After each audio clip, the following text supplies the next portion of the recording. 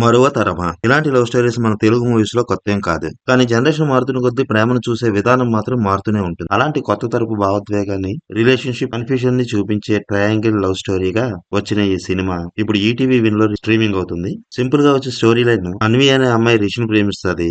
రిషి గాడేమో సింధుని ప్రేమిస్తాడు. కానీ కొన్ని కారణాల వల్ల రిషి సింధులు విడిపోతారు. ఈ గ్యాప్ లో అన్వి రిషికి దగ్గర అవుతుంది. అప్పుడే తిరిగి రిషి జీవితంలోకి సింధు రావడం, రిషి మనసులో మళ్లీ కలకలం. చివరకు ప్రేమ గెలిచిందా, త్యాగం గెలిచిందా, లేక జీవిత సత్యం గెలిచిందా? ఇదే సినిమా మిగతా కథ. మరి ఈ మూవీలో ఏం బాగా పనిచేసింది అంటే రియలిస్టిక్ రిలేషన్ డ్రామా. అందులోని ఈ కథలో పెద్ద ట్విస్ట్లే ఉండవు, కానీ మన చుట్టూ జరిగే ప్రేమ కథలా కనిపిస్తుంది. ఈ మూవీలో మెయిన్ గా డైలాగ్స్ బాగా పనిచేశాయి. ప్రేమ, త్యాగం, మదర్ సెంటిమెంట్, ఈ మూడు ఎమోషన్స్ మీద వచ్చిన డైలాగ్స్ చాలా ఎఫెక్టివ్ గా ఉంటాయి. హార్ట్ టచబుల్ గా కూడా ఉంటాయి. ఫస్ట్ హాఫ్ అంతా కొంచెం లైట్ గా సాగితే సెకండ్ హాఫ్ లో వచ్చే ఎమోషనల్ సీన్స్ చాలా బాగుంటాయి. ఇక్కడే మనకి ఈ మూవీ తాలూకా మెయిన్ థీమ్ కూడా అర్థమవుతుంది. ఈ మూవీలో కొన్ని సీన్స్ మ్యూజిక్ వల్లే వర్కౌట్ అయ్యాయి. ఈ బ్యాక్గ్రౌండ్ స్కోర్ ఎమోషన్స్ ని బాగా మోస్తుంది. అయితే ఈ కథలోని కొత్తదనం ఏమి ఉండదు, కానీ ఫస్ట్ హాఫ్ లో కొంచెం లాగ్ ఫీలింగ్ వచ్చిన ఎడిటింగ్ మరింత క్లిప్స్ గా ఉంటే బాగుండేది. వీటిలో కొన్ని సీన్స్ మాత్రం సీరియల్ టోన్స్ లా ఉంటాయి. ఇక హీరో యాక్టింగ్ దగ్గరికి వచ్చేసరికల్లా నేచురల్ యాక్టింగ్. ఇక అవంతిక ఎమోషనల్ సీన్స్ లో బాగా నటించింది. అతుల్య అయితే ప్రేమను త్యాగం చేసే పాత్రలో చాలా బాగుంది. చివరిగా రోహిణిది చిన్న పాత్ర అయినా సరే